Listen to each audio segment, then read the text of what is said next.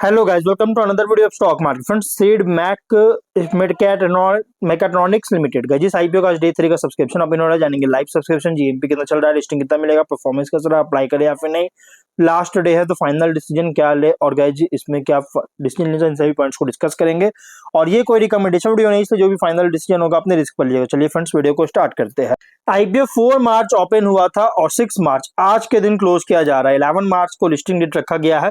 10 rupees का face value, 1287 to 1352 rupees पर share की प्राइस बन, 11 शेयर की lot size, fully OFS book built IPO है। 1087 करोड़ का इशू साइज, 80.4 लाख शेयर्स का इशू किया गया है, जो कि बीएससी एनएससी दोनों एक्सचेंज में लिस्टिंग किया जा रहा है। 128 रुपीज का एम्प्लॉय डिस्काउंट दिया गया है। अगर हम बात करें इस कंपनी के आगे अलॉटमेंट डेट का, तो 9 मार्च का रखा गया है। 10 मार्च को रिफंड रिलीज किया जाएगा, शेयर्स डीमैट अकाउंट में क्रेडिट होगा। ऑफर दिया गया है, क्यूआईबी एंकर इंक्लूड नहीं करेंगे। 20% बिग एचएनआई 10, स्मॉल एचएनआई 5 और रिटेल में 35 4.9% ऑफर दिया गया है। और एम्प्लॉय में 0.1% का ऑफर किया गया है। रिटेल मिनिमम 1 लॉट अप्लाई कर सकते हैं, 11 शेयर्स मिलेंगे, 14.8 थाउजेंड पे करना पड़ेगा। मैक्सिमम 13 लॉट अप्लाई कर सकते हैं, 1.9 लाख रुपीज पे करना पड़ेगा। Small HNI minimum 14 lot apply कर सकते हैं, 2.1 लाख रुपीज पे करना पड़ेगा। मैक्सिमम 67 लॉट अप्लाई कर सकते हैं, 9.9 लाख रुपीज पे करना पड़ेगा। Big HNI minimum 68 lot apply कर सकते हैं, 10.1 लाख रुपीज पे करना पड़ेगा। मैक्सिमम का कोई लिमिट नहीं है।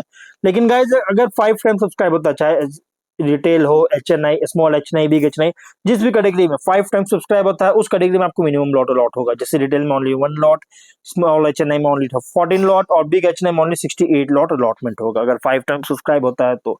एंकर से 325.9 करोड़ का फंड रेज कर चुका है। अगर हम इसके सब्सक्रिप्शन की बात करेंगे तो कंपनी का सब्सक्रिप्शन जो देखने को मिला है, अगर देखा जाए 2 डे सब्सक्रिप्शन, ओनली क्यूआईबी और एम्प्लॉय में ही ओवर सब्सक्राइब, बाकी अदर कैटेगरीज में अंडर सब्सक्राइब है। क्योंकि क्यूआईबी 1.27 टाइम सब्सक्राइब है, 16.07 लाख शेयर्स का ऑफर था, 20.3 लाख शेयर्स का बीट किया, 275 करोड़ का।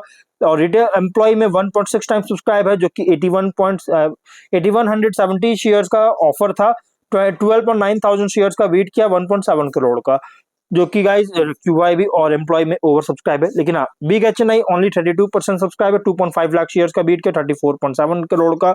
स्मॉल एचएनआई ओनली 11% सब्सक्राइब है, 44.4 थाउजेंड शेयर्स बीट किया, 6 करोड़ का। रिटेल में 9% सब्सक्राइब है, 2.6 लाख शेयर्स का बीट किया है, 35.8 करोड़ का। देखिए यहाँ पे स्मॉल एचएनआई और रिटेल दोनों में गाइस बहुत ही लो सब्सक्राइब देखने को मिल रही है। 2 डे सब्सक्रिप्शन है और टोटल हुआ 46% का सब्सक्रिप्शन, 26.1 लाख शेयर्स का बीट किया है, 353 करोड़ का। बहुत ही लो सब्सक्राइब देखने को मिल रही है। अगर हम बात करें इस कंपनी की जीएमपी को लेकर, तो इसका जीएमपी कंपनी का ट्रेड कर रहा है -5 का। हाँ, कंपनी के जीएमपी कल के मतलब कि 4 मार्च को 55 रुपीज का जीएमपी था। अब यहाँ पे कंपनी का जीएमपी निगेटिव आ चुका है, -5 रुपीज का, जो कि कंपनी डिस्काउंट लिस्टिंग कर सकता है। चांसेस है कि डिस्काउंट कंपनी लिस्टिंग जो होगा डिस्काउंट लिस्टिंग कर सकता है। बिजनेस की बात देखिए, बिजनेस क्या करती है, तो देखिए इस पर मैं ज्यादा कुछ बात नहीं, मैंने ऑलरेडी वीडियो बना रखा है, मैं आपको बता देता हूँ 1 लाइन में। कंट्रोल इंटेंसिव और क्रिटिकल टू द एप्लीकेशन ईसीयूज का ग्लोबली सप्लाई करती है, जो कि वो यूनिक प्लेयर बन चुका है और अच्छी मार्केट शेयर को एंजॉय कर रहा है। लेकिन अगर हम फाइनेंशियल की बात करेंगे तो टॉप में तो बहुत अच्छी ग्रोथ है, जो कि 24 में 536 करोड़ का रेवेन्यू है, 26 में 662 करोड़ का रेवेन्यू, फर्स्ट हाफ में 775 करोड़ का रेवेन्यू। लेकिन बॉटम लाइन में हिट बैक देखने को मिला, थोड़ा सा माइनर हिट सेटबैक देखने को मिला, जो कि 24 में 5.9 करोड़ का रेवेन्यू प्रॉफिट है, जो कि 23 से डाउन देखने को मिला। लेकिन 25 में वापस बहुत स्ट्रॉन्ग बूस्ट हुआ, क्वांटम जंप हुआ 47 करोड़ का, और फर्स्ट हाफ में 71 करोड़ का प्रॉफिट, जो कि बहुत ही शानदार ग्रोथ देखने को मिल रही है।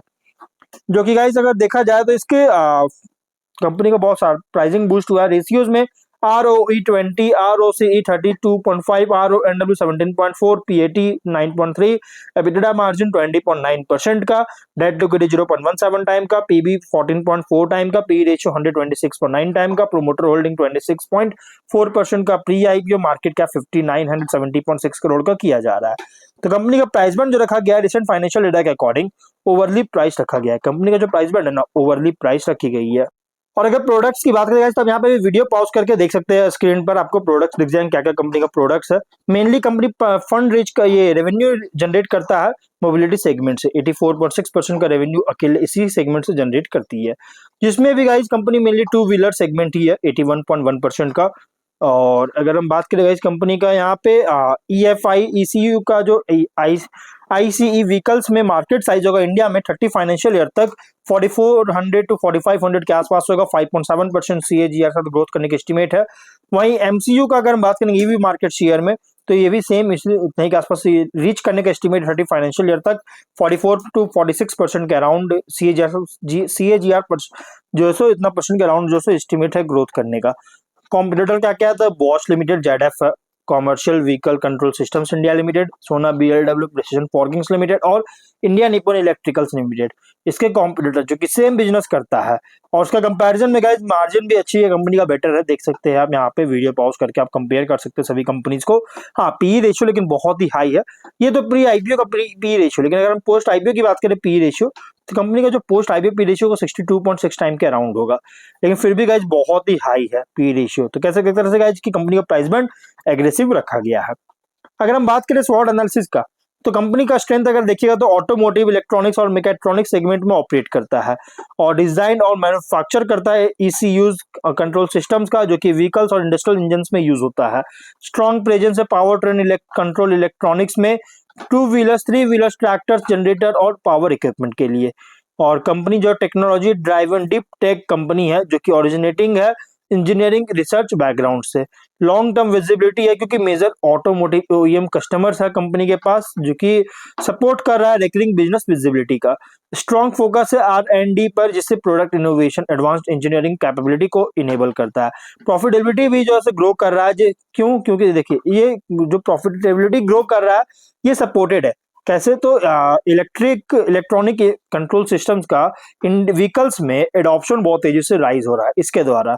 लेकिन वीकनेस है कस्टमर कंसंट्रेशन रिस्क, क्योंकि की ऑटोमोटिव OEM क्लाइंट्स पर डिपेंडेंसी बहुत ज्यादा है। बिजनेस एक्सपोजर लिंक्ड है heavy to automotive industry cycles पर। हाई R&D इन्वेस्टमेंट में रिक्वायरमेंट होगा, जिससे गाइज एक्सपेंशन फेज के दौरान इसके मार्जिन को इम्पैक्ट कर सकता है। ट्रांजिशन रिस्क बहुत ज्यादा, जैसे ऑटोमोटिव इंडस्ट्री शिफ्ट हो रहा है इंटरनल कंबशन इंजन से EV प्लेटफॉर्म्स पर, तो इस वजह से गाइज इम्पैक्ट कर सकता है। कॉम्प्लेक्स मैन्युफैक्चरिंग और वैलिडेशन प्रोसेस, जिससे गाइज ऑपरेशनल डिपेंडेंसी को इंक्रीज करता है टेक्निकल एक्सपर्टाइज पर।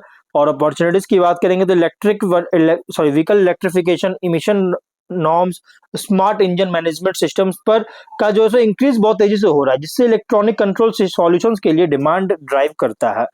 इलेक्ट्रिक व्हीकल कंट्रोल सिस्टम्स और एडवांस मोबिलिटी इलेक्ट्रॉनिक्स का एक्सपेंशन बहुत तेजी से हो रहा है। इंटेलिजेंट ऑटोमोटिव इलेक्ट्रॉनिक्स और ऑटोमेशन कंपोनेंट्स का ग्लोबल डिमांड बहुत तेजी से ग्रो कर रही है। एक्सपोर्ट का एक्सपैंड कर सकता है, एक्सपोर्ट एक्सपैंड का अपॉर्चुनिटी मिल सकता है इंटरनेशनल OEM मार्केट्स को। और जिस तरह से सॉफ्टवेयर इलेक्ट्रॉनिक्स का मोबिलिटी सॉल्यूशंस में इंटीग्रेशन बहुत तेजी से राइज हो रहा है, जिसे लॉन्ग टर्म ग्रोथ रनवे को सपोर्ट करता है। लेकिन थ्रेट भी है, जैसे रैपिड टेक्नोलॉजिकल डिस्ट्रप्शन अगर होता है ऑटोमोटिव इलेक्ट्रॉनिक्स में, तो कंटिन्यूअस इनोवेशन इन्वेस्टमेंट रिक्वायरमेंट होगा। Competition global automotive component manufacturers Tier 1 suppliers बहुत ज्यादा है।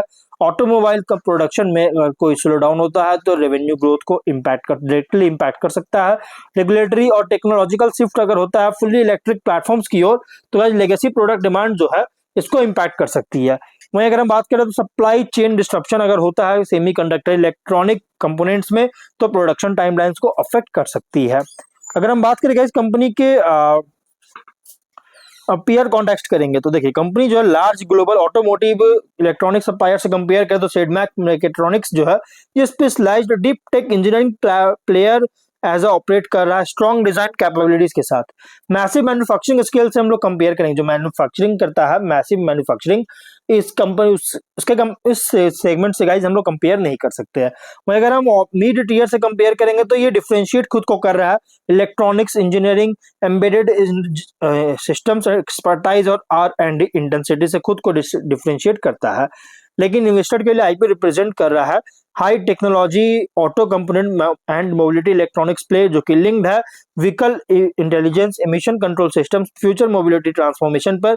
ग्रोथ डिपेंड करता है इनोवेशन कैपेबिलिटी, OEM रिलेशनशिप और जिस तरह से EV ट्रांजिशन ट्रेंड्स हो रहा है इसके अडेप्टेशन पर। तो इसलिए गाइस देखिए IPO जो ना प्योर लॉन्ग टर्म IPO है, इससे जो भी फाइनल डिसीजन लीजिएगा अपने रिस्क पर लीजिएगा। चलिए फ्रेंड्स, वीडियो कहीं पर एंड करते हैं, अगर कोई डाउट है कमेंट बॉक्स में पूछे। मिलते हैं नेक्स्ट वीडियो में, टिल देन बाय बाय।